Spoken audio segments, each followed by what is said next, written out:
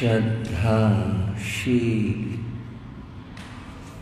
बंधुओं एवं श्रद्धाशील बाहर, आज 2 अक्टूबर तारीख है।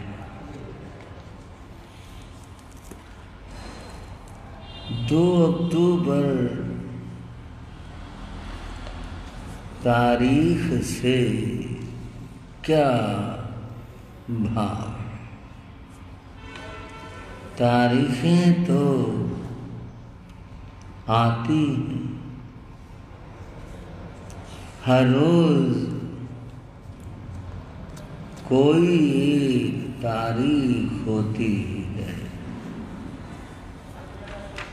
उसकी तो कोई बात चर्चा नहीं होती। आज 2 अक्टूबर की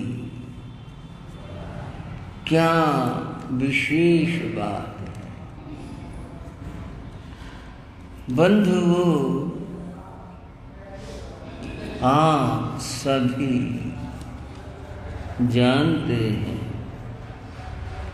कि आज राष्ट्रपिता महात्मा गांधी का जन्मदिन है।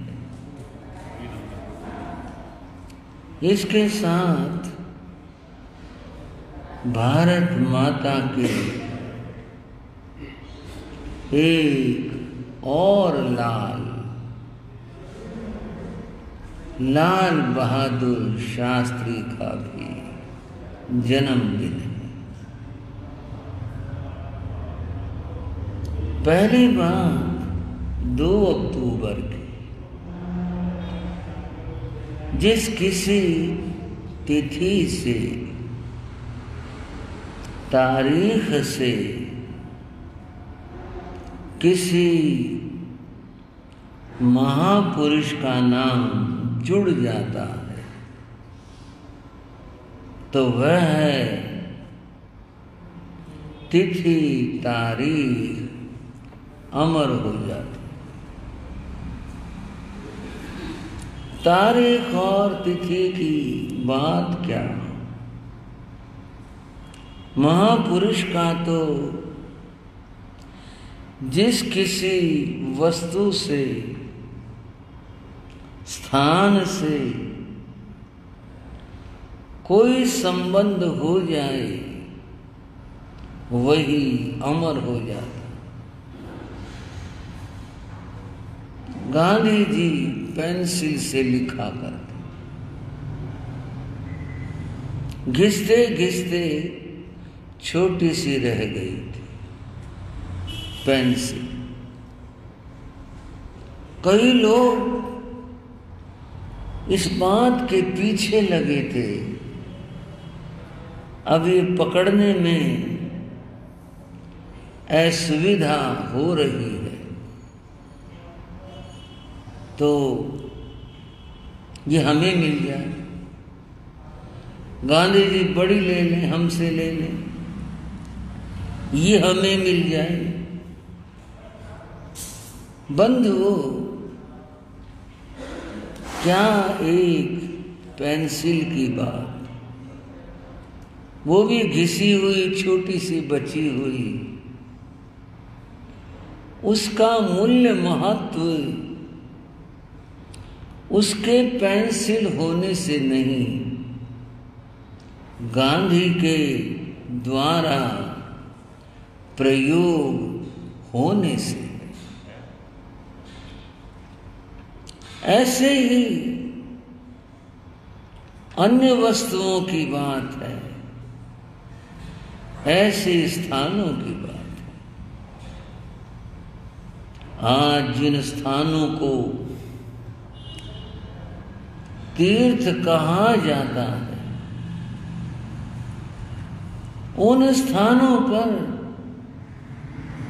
किसी न किसी महापुरुष का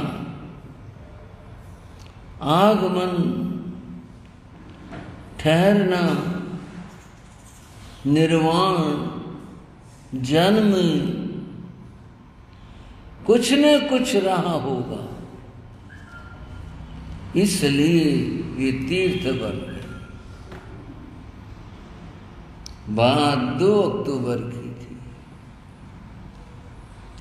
2 अक्टूबर का संबंध महात्मा गांधी से होगा। इसलिए इस 2 अक्टूबर का महत्व बन गया। आपको पता है 2 अक्टूबर सन 1869 को महात्मा गांधी का उस तारीख में जन्म हुआ था। उनका जन्म गुजरात के पोरबंदर नामक स्थान पर हुआ। उनका पूरा नाम मोहनदास करमचंद गांधी था। बंधुओं, गांधी जी को महात्मा कहा जाता। हाँ जी भाई, जब भी बोलते हैं महात्मा गांधी कहकर बोलते हैं। नाम तो उनका जैसे अदृश्य सा बना हुआ है, हो गया है। बोलते हैं महात्मा गांधी। गांधी उनका गोत्र है। महात्मा से उन्हें कहकर पुकारा जाता। महात्मा गांधी वैसे तो गृहस्थ थे, तो महात्मा फिर उन्हें क्यों कहा जाता? भाइयों बहनों, तप त्याग से व्यक्ति महात्मा बनता। समझेंगे थोड़ा? तप त्याग से व्यक्ति महात्मा बनता है।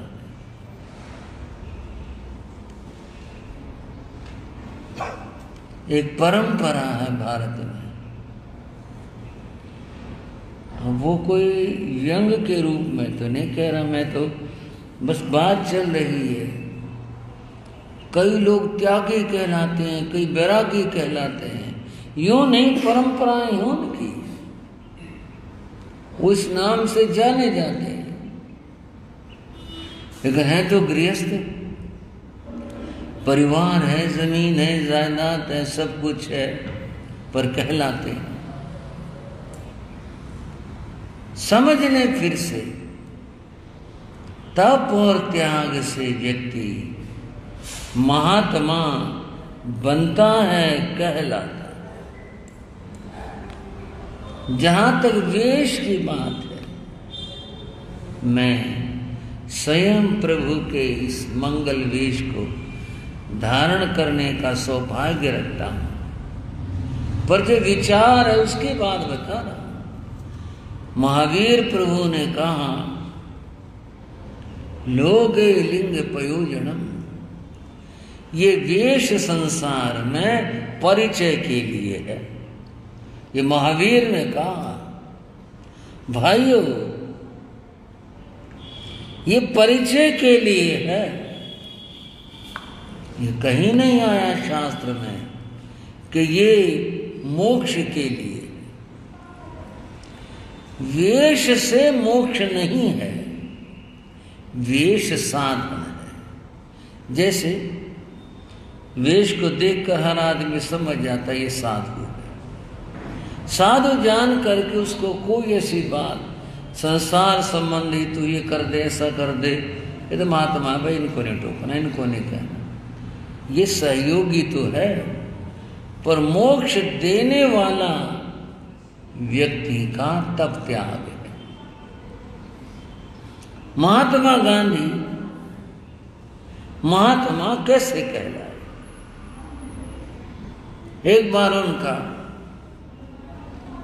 बंगाल में जाना हुआ, जैसा मैंने पढ़ा। तब वहां अकाल पड़ा हुआ था, लोग बड़े दुखी थे, बहुत दुखी थे। तो उन्होंने देखा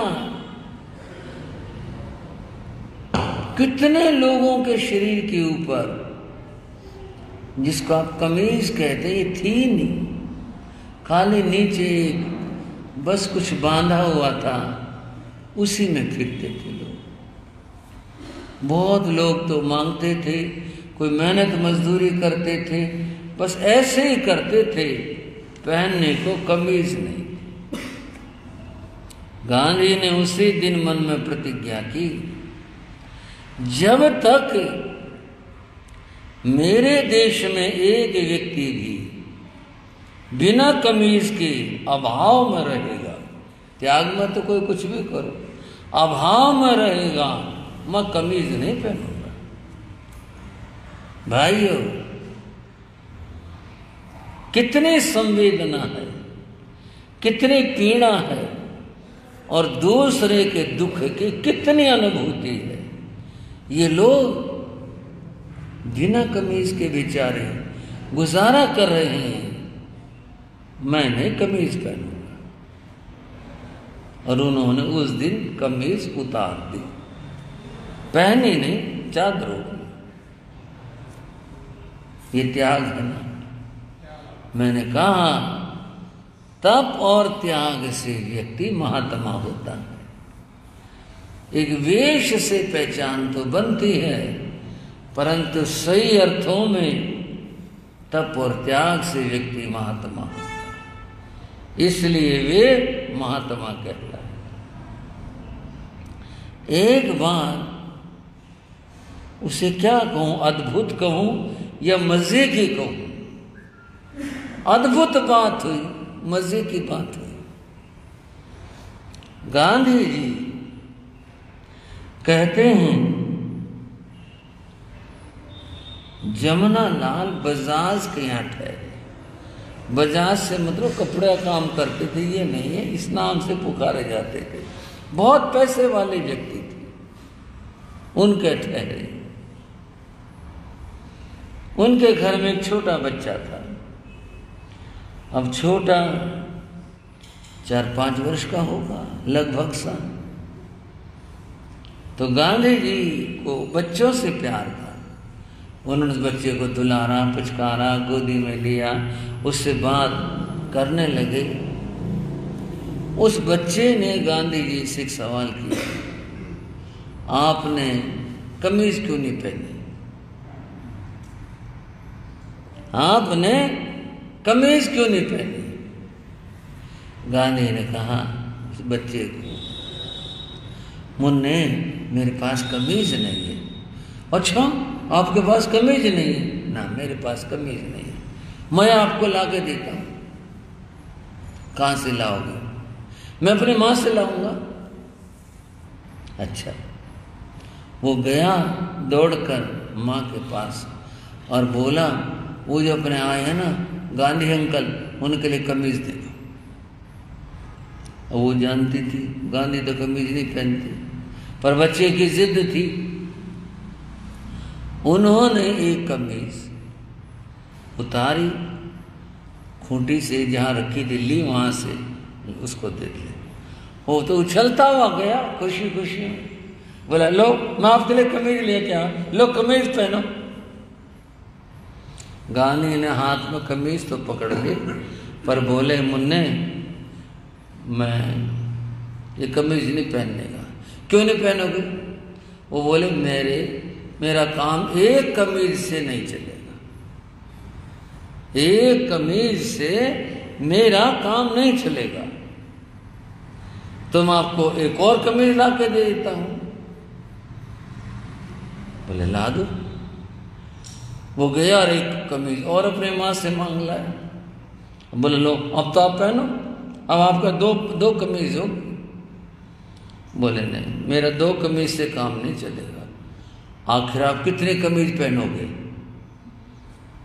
गांधी जी बोले मेरे को 1 करोड़ कुर्ते चाहिए, कुर्ते कमीज, मेरे को 1 करोड़ कुर्ते चाहिए। अपने माँ से पूछो वो इतने सिलवा देगी क्या, मुझे ला के दे देगी क्या, फिर मैं पहन लूंगा। वो तो समझा नहीं जी, ये 1 करोड़ क्या मामला हो गया। वो अपने माँ के पास गया, बोला गांधी तो 1 करोड़ कुर्ते मांग रहे हैं, उनको ला दो 1 करोड़। कितने होते हैं मम्मी?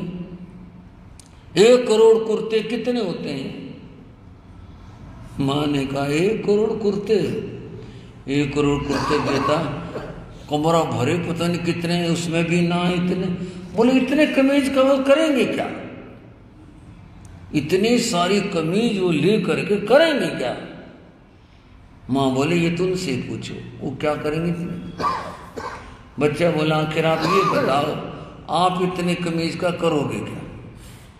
तब वो बोले मुन्ने अपने देश में बहुत आदमी हैं जिनके पास कमीज नहीं है, और देखो तुम्हारे पास अगर कोई टॉफी हो दूसरे बच्चे के हाथ में ना हो, अच्छा तो ये होता ना भाई, एक उसको दे दो 1 तुम ले लो।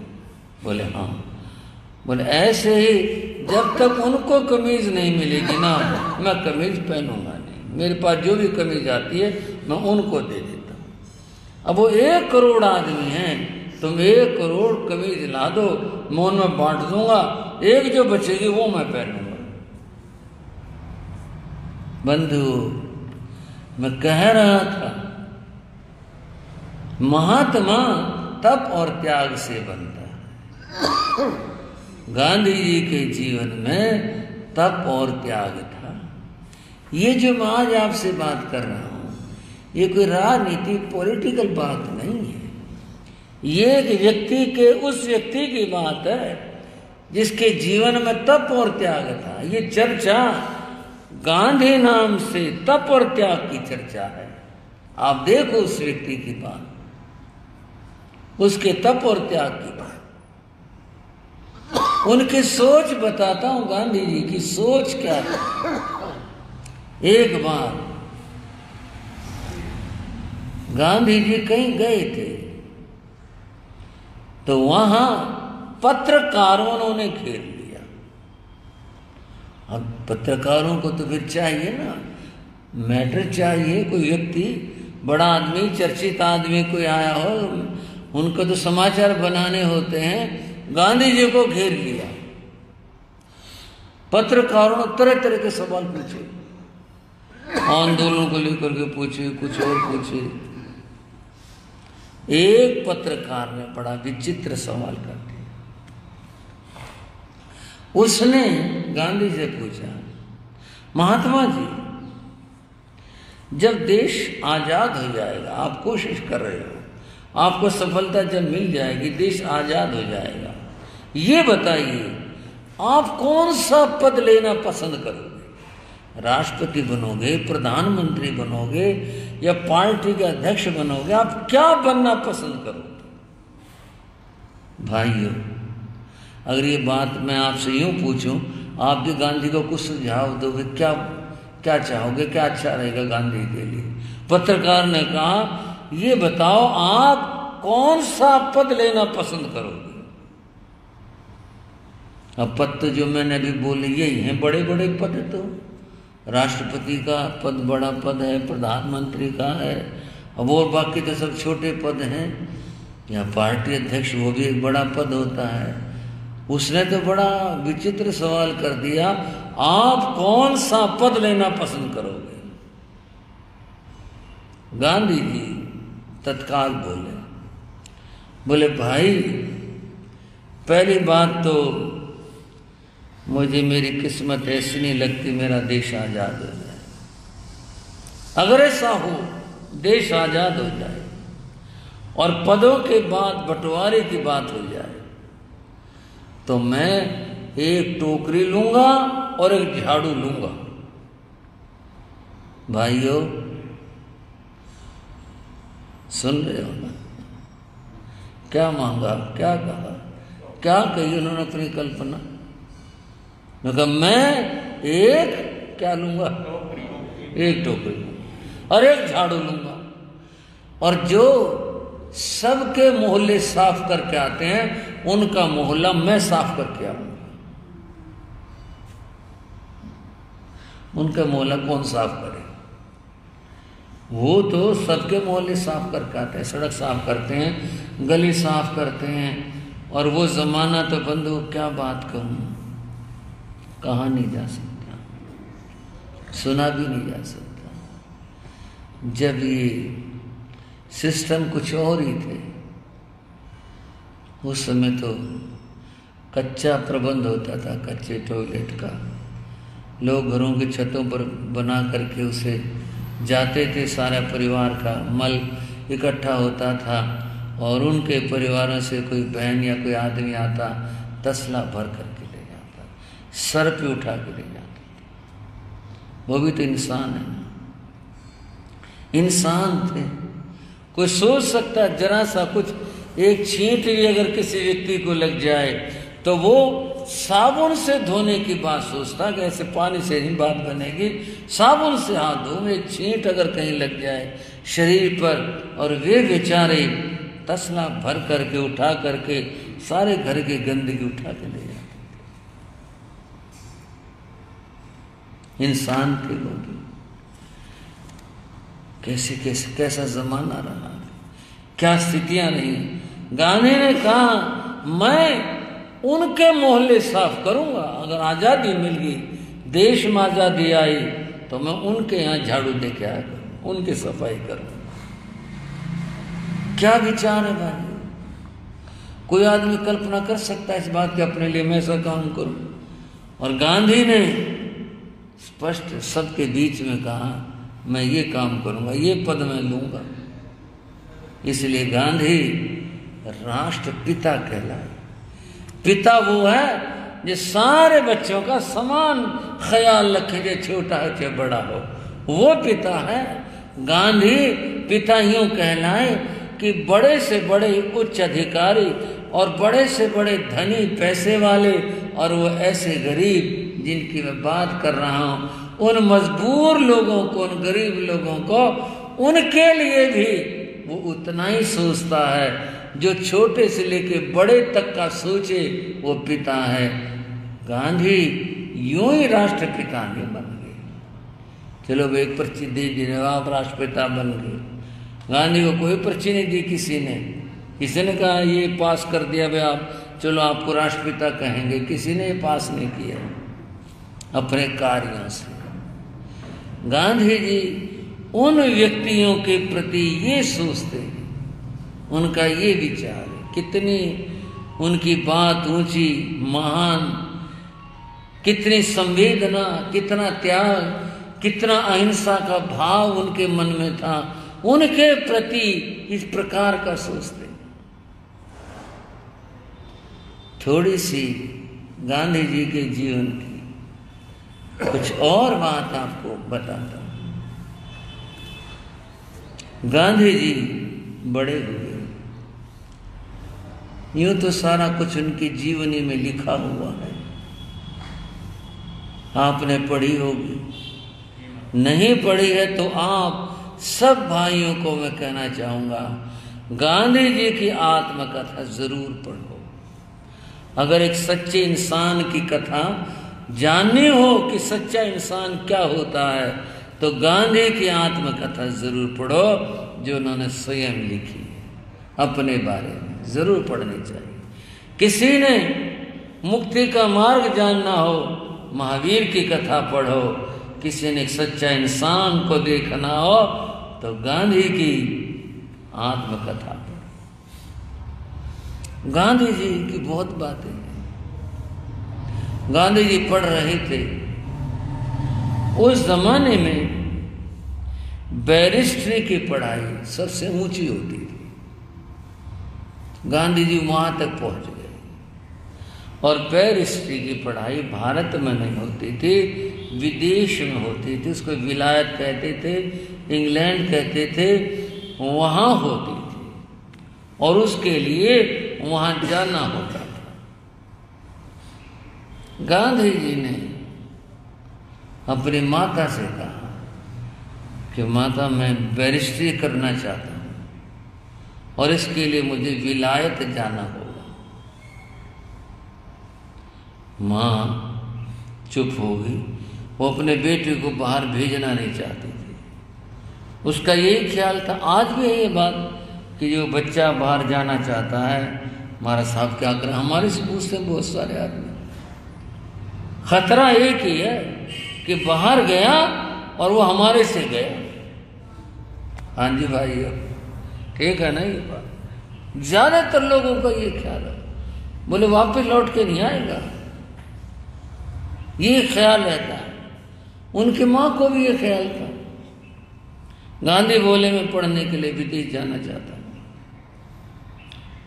आपको पता होगा या न हो, ये जान लें, गांधी जी के पिता वैष्णव थे, उनकी माँ जैन थी। उनकी जो माता थी पुतली बाई, वो जैन थी। तो यूं कहूं मैं, गांधी जी की रगों में वैष्णव और जैन दोनों धर्मों का खून भरा हुआ था।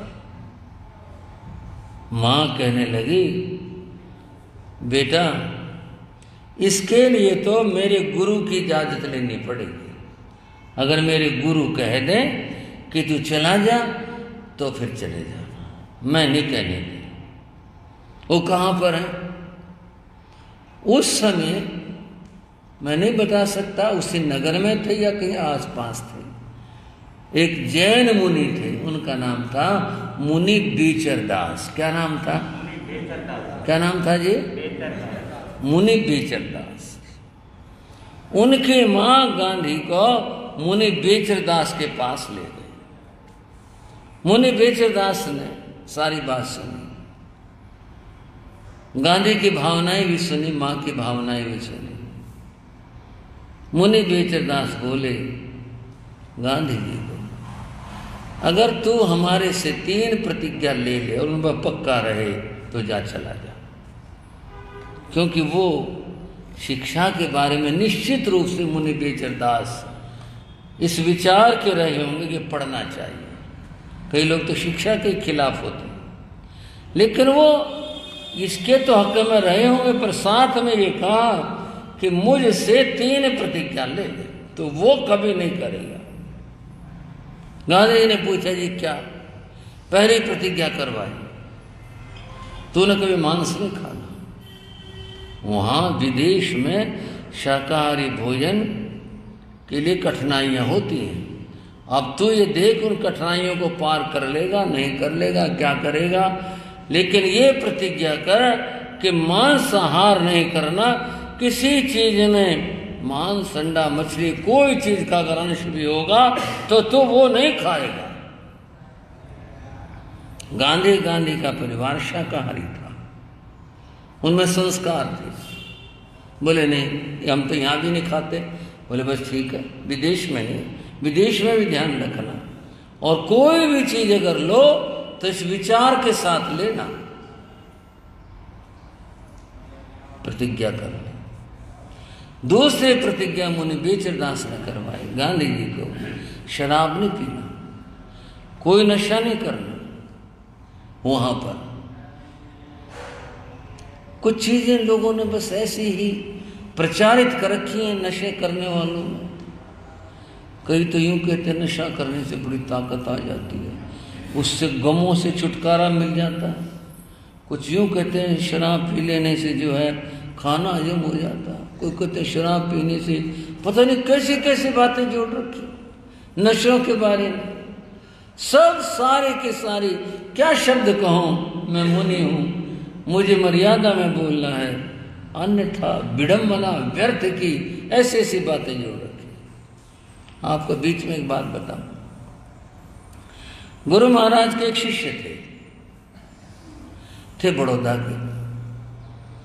हाँ जी सुमेर मुनि जी बड़ौदा का जरूर चल रहा हूँ कहीं कहीं घूम फिर तो क्या मामला है, बात बड़ौदा की। नाम था सूबेदार भगवान दास। वो मिलिट्री में थे, सूबेदार थे, पद के ऊपर थे मिलिट्री में। तो जब वो मिलिट्री में गए थे तो गुरु महाराज ने उसको कहा, ओ भगवान दास, बोले हमारे ले नियम ले। वहाँ बताते मिलिट्री में शराब मिलती है, शराब नहीं पीनी। बोले ना जी ना, मैं हाथ भी नहीं लगाऊं, मैं कोई शराब। बोले ना ना नियम ले। नियम करवा दिया था। मिलिट्री में रहे, अब तो सैनिक ही भर्ती होते और वो सूबेदार पद तक पहुंचे। एक बार उनकी ड्यूटी सिक्किम की लग गई और बॉर्डर की जहाँ बर्फ ही बर्फ होती वहाँ की लग गई। उन्होंने अपने साथियों से पूछा, भाई वहाँ कैसे क्या? बोले बहुत ठंड होती है, बर्फ ही बर्फ है वहाँ। बोले फिर? बोले शराब पीनी पड़ती है, सुबह भी शाम भी शराब पीनी पड़ती है। जाने से पहले सूबेदार भगवान दास गुरु महाराज योगीराज के पास आया। बोला जी वो आपने नियम दिलाया था। बोले कौन सा? बोले शराब नहीं पीना। बोले हाँ। बोले अब टूटेगा वो आपका नियम, और नहीं तो कोई आप इंतजाम करो। बोले भाई क्यों टूटेगा? बोले जी वहां बर्फ ही बर्फ है, मैंने पता कर लिया, बात कर ली, वहां तो सुबह शाम पीनी पड़ती है शराब, या मेरी बदली करवाओ। अब बदली तो हुई थी, वहां अटेंड तो किया ही नहीं अभी, और बदली कैसे हो? बोले जी वहां जाना पड़ेगा और नियम टूटेगा। गुरु महाराज बोले देख भाई भगवान दास, बात सुन ले, तेरी नीयत खराब हो रही हो तो बात और है। गुरु महाराज बोले भगत शराब मत पीना, तेरे कुछ हो जाए तो मेरी जिम्मेदारी, तेरे कुछ हो जाए तो मेरी जिम्मेदारी, और भाई नीयत खराब हो रही हो तो भाई मुझे नहीं पता। बोले ना जी ना, ऐसी बात, आपका चेला हो गए, आपके गुरु धारणा में ले रखी, पाँव को हाथ लगा। बोले मैं ऐसी बात क्यों सोचूंगा, इस तरह की बात? बोले बस फिर कोई बेफिक्र रहो। बंद हो। भगवान दास सूबेदार वहां गया ड्यूटी के ऊपर। सब ने कहा मर जाएगा तू यहाँ अगर नहीं पिएगा तो। बोले मरो चाहे जियो, एक महात्मा ने गारंटी ले रखी है, ये भी देखेंगे भाई बात क्या रहती है। इस बर्फ की बात बड़ी रहती है कि महात्मा की बात बड़ी रहती है। शराब नहीं पीनी, शराब क्या हाथ नहीं लगाया, शराब नहीं पी। बतेरा का साथियों ने भाई पिया कर, यहाँ काम नहीं चलेगा। बोले नहीं मैं नहीं पीऊँ शराब पी नहीं। ये तो मुझे ठीक याद है ना कि 2 साल रहे वहाँ, कितना रहे। सूबेदार का जब ट्रांसफर हुआ और आए बताया उन्होंने, बोले जी मेरे नहीं पटी बीवाई भी, मेरे नहीं कुछ हुआ, ना तो मेरा दमा हुआ, ना मेरे कभी सांस चढ़े, ना मेरे कुछ और हुआ।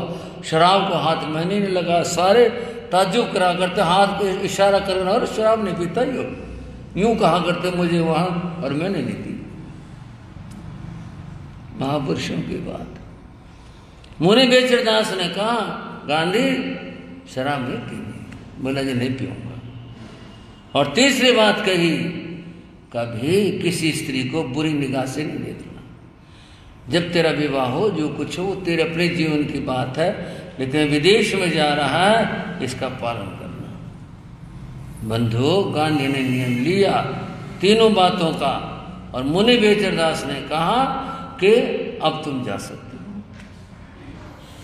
माने भी कहा कि जो मेरे गुरु ने कह दिया वो ठीक है, और गांधी विदेश में गए। गांधी जी के जीवन में 2 व्यक्तियों का महान प्रभाव है। एक तो मुनि बेचरदास का, दूसरा रायचंद भाई का। वो गृहस्थ थे, लेकिन बहुत ज्ञानी आत्मा थे, बहुत त्यागी आत्मा थे, बहुत ऊंचे थे उनका जीवन और विचार। उनके लिखे जो भी बातें हैं गांधी स्वयं पढ़ते थे। इन 2 व्यक्तियों का गांधी के जीवन के ऊपर विशिष्ट प्रभाव था। गांधी विदेश में गए। गांधी के सामने शाकाहार को लेकर समस्याएं आई, लेकिन गांधी दृढ़ रहे इस बात के ऊपर, मजबूत रहे। उन्होंने जीवन में मांसाहार का प्रयोग नहीं किया। एक बार उनका बेटा बीमार हो गया था, ये भारत आने के बाद की बात है, और उनकी प्रतिज्ञा की बात बताता हूँ। बेटा बीमार हो गया, जिस डॉक्टर का इलाज चल रहा था, बेटा बहुत कमज़ोर हो गया। डॉक्टर ने कहा इसको मुर्गे का शोरबा दो। ऐसे बताने के लिए शब्द बोलने पड़ते हैं, ऐसे तुच्छ शब्द है। गांधी जी ने कहा ये तो मैं नहीं दे सकता। डॉक्टर ने बड़े सहज में, आप नहीं बना सकते, बाजार से लिया ना। ऐसे लहजे में कहे, बोले नहीं, हमारे तो बनने का प्रश्न ही नहीं होता। मैं ऐसी चीज कि मैं स्वयं कभी सोचता भी नहीं, ना मैं अपने बच्चों को दूं, तो ये तो नहीं दे सकता मैं, ना मैं बाजार का कभी भी नहीं दे सकता मैं मुर्गे का शोरबा। डॉक्टर थोड़ा सा हो ही जाता है, किसी आदमी का कोई काम और उसके बीच में के हुक्म के खिलाफ काम नहीं करूं, बंद हो। गांधी ने कहा मैं परमात्मा के हुक्म के खिलाफ काम नहीं करूं, मैं कभी भी इसको नहीं दे सकता। अब ये चुनौती भरी बात थी कि डॉक्टर ने कहा ये मर जाएगा। गांधी ने कहा मैं नहीं दूंगा, दिया तो नहीं। और ये जिसकी भावना इतनी शुभ हो, भला उसके साथ क्यों बुरा होगा। बच्चा ठीक हो गया, बच्चा स्वस्थ हुआ, सब कुछ हुआ, बंद हो। अब बात तो इतनी बड़ी है, उनका सांग बड़ा रात छोटी, कैसे करूं, कैसे समझाऊं और कैसे बताऊं गांधी की बातें। गांधी का जीवन कितना महान और कितना उज्जवल था। इन तीनों बातों से कितनी परीक्षाओं से उन्हें गुजरना पड़ा, उन्होंने दी, लेकिन वो कभी भी विचलित नहीं हुए। इसी तप और त्याग के कारण गांधी महात्मा कहलाए, और वे इस तप त्याग से राष्ट्र के पिता बने। तो आज उन महात्मा गांधी की जन्म जयंती है, जन्मदिन है। महात्मा गांधी के सिद्धांत, उनके विचार पूरे देश में क्या पूरे विश्व में फैले, हम यही कामना करते हैं, जिससे कि सारी दुनिया में धर्म का जो सही स्वरूप है वो दुनिया को मालूम हो और लोग उस रास्ते पर चले। बंधु, आज के दिन भारत माता के एक और लाल बहादुर जिनका नाम था, उनका जन्मदिन। लाल बहादुर एक बहुत ही साधारण सामान्य परिवार में जन्मे। एक होता गरीबी को भोगना, एक होता ढोना। उन्होंने ढोया था गरीबी को, फिर भी उनकी लगन थी, पढ़े वो। कभी कभी तो उनके पास में नदी पार करने के लिए नौका में बैठने के लिए पैसे नहीं होते थे। और ऐसे में लाल बहादुर कितनी मुसीबत में होते थे। उन्हें तैरना आता था, तैर कर नदी पार करते थे, गीले कपड़े होने ही थे, ऐसे जाना। ऐसे में स्कूल पहुंचते थे, सबके व्यंग के पात्र बनते। इनके पैसे नहीं है, ये ऐसे आए नदी में से, चुभते हैं बंधु, इनके पैसे नहीं है, बात चुभती है, सब सहन किया। और वो अपनी नैतिकता और ईमानदारी से, अपनी राष्ट्रभक्ति से एक दिन देश के प्रधानमंत्री बनने के बाद भी कोई अहंकार या सुख या कुछ धन की बात उनके जीवन में आई नहीं। लाल बहादुर शास्त्री के जीवन में वही ईमानदारी, नैतिकता वही रही। भाई भतीजावाद उनके नजदीक नहीं आया। ऐसा एक बार पेपर में पढ़ा था कि उनके बेटी को कॉलेज में दाखिला लेना था, तो उसने गाड़ी मांगी, तो पिता ने मना कर दिया, नहीं गाड़ी नहीं मिलेगी, गाड़ी सरकार के काम की है, गाड़ी मेरे काम की है, सरकारी काम के लिए जाओ, कैसे भी जाओ। अपनी माँ से पैसे लो, रिक्शा में जाओ, पैदल जाओ।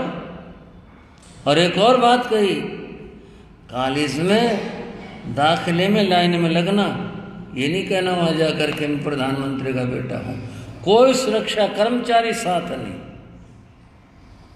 ऐसे में गया लड़का, लाइन में लगा, उसका नंबर आया, नंबर ठीक थे उसके, दाखिला मिल जाना था, नंबरों के आधार पर दाखिला हुआ। एड्रेस जब लिखवाने की बात आई कि अपना एड्रेस लिखो, तो LV Shastri, prime minister of India, बंद हो, हड़कंप मच गई। अरे आपको क्या जरूरत थी, आप तो एक टेलीफोन करवा देते, आपको तो वहां पहुंच जाता, ये हो जाता। बोले नहीं, पिताजी का ही कहना है। बंधु, ये आदर्श नहीं व्यक्ति कि अपने बेटे को इतनी भी सुविधा नहीं दिलवाई कि भाई तुम यूं कर लो, तुम ऐसा कर लो, इतने भी सुविधा नहीं दिलवाई। बाकी तो बहुत इनकी जीवनी की बहुत बातें हैं, गांधी की, लाल बहादुर की भी, सब तो कैसे कह पाऊंगा। इतना ही है, इन लोगों के आदर्श हैं, और वो आदर्श आज सारी दुनिया को उनकी ज़रूरत है। उन आदर्शों पर चला जाए तो जीवन आदर्श बनेगा। इस 2 अक्टूबर का पता नहीं क्या खास बात है, क्या चमत्कार है। गांधी जी का जन्म हुआ, लाल बहादुर का जन्म हुआ। एक और बता दो भाई आपको, हमारे सुमेर मुनि जी का भी जन्मदिन है। हमारे सुमेर मुनि जी का भी जन्मदिन आज। मगावे तुमने बड़ा चुनाव करा भाई 2 अक्टूबर का। क्यों? सुमेर मुनि जी तो तपस्वी आत्मा है, तप आराधना करते हैं। चातुर्मास जब से दीक्षा ली, हर चातुर्मास में एकांतर तप की साधना करते हैं, अब भी कर रहे हैं। और इनका भी एक आदर्श है कि पूरे परिवार ने जिन दीक्षा ली है, कितनी बड़ी बात है ये, कितना बड़ा आदर्श है ये धर्म जगत के लिए। तो ये बहुत बड़ी घटना है, बहुत बड़ी बात है कि स्वयं दीक्षा ली, उनके सुपुत्र दीक्षित हैं, उनकी पुत्रियां दीक्षित हैं, और पुत्रियों की माता जी दीक्षित हैं। कितनी बड़ी बात है। तो आपको तो आशीर्वाद देते हैं इस बात के लिए, आपका तप त्याग संयम सदा बढ़ता रहे, आप आगे बढ़ते रहो, आपके लिए मंगल कामना करते हैं। आप स्वस्थ रहें, तप आराधना जैसे कर रहे हैं करते रहें, संयम साधना में आगे बढ़ते रहें, और आपके लिए बहुत बहुत मेरा आशीर्वाद। बंधुओं, चर्चाएं तो अधूरी रहेगी, पर बात यहीं विराम देता हूँ। चत्तारि मंगलम अरिहंता मंगलम, सिद्धा मंगलम, साहू मंगलम, केवली गुणत्तो धम्मो मंगलम। चत्तारि रघुत्तमा, अरिहंता रघुत्तमा, सिद्धा रघुत्तमा, साहू रघुत्तमा, केवली गुणत्तो धम्मो रघुत्तमो। चत्तारि शरणं प्रविज्जामि, अरिहन्ते शरणं प्रविज्जामि, सिद्धे शरणं प्रविज्जामि, साहू शरणं प्रविज्जामि, केवली प्रणतं धम्मो शरणं प्रविज्जामि। ये 4 शरण दुख हरण जगत में, और न शरणा कोई होगा। जो भव प्राणी करे आचरण, उसका अजर अमर पद होगा। उसका सदा ही मंगल हो। मंगलाशीर्वाद, मंगलाशीर्वाद, मंगलाशीर्वाद।